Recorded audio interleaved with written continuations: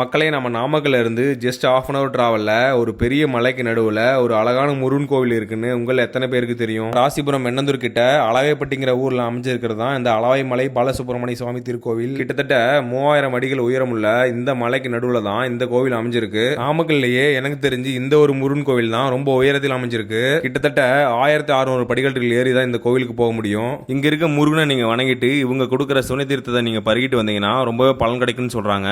முக்கியமா குழந்தை பாக்கியம் இல்லாதவங்களுக்கு குழந்தை வரும் கிடைக்கும்னு சொல்றாங்க. வருஷம் கார்த்திகை மாசம் வர திங்கட்கிழமை நாட்கள்ல இந்த கோவில் ரொம்ப விசேஷமா இருக்கும். கார்த்திகை மாதங்கள்ல வரக்கூடிய சோமவாரங்கள் மிகவும் விசேஷமா. அந்த சமயங்களிலே ஏகப்பட்ட பக்தர்கள் இங்கே வருகிருந்து முருகனை தரிசிப்பார்கள்.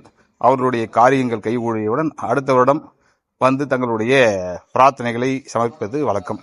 அதை ஒட்டி இன்று கார்த்திகை சோமவாரத்தை ஆரம்பிப்பதை முன்னிட்டு இன்று நமது கோவிலிலே ஹோம பூஜைகள்லாம் நடைபெற்று துவஜாரோகணம் என்று சொல்லக்கூடிய கொடியேற்ற நிகழ்ச்சியானது இன்று சீரும் சிறப்பமாக நடைபெற்றது.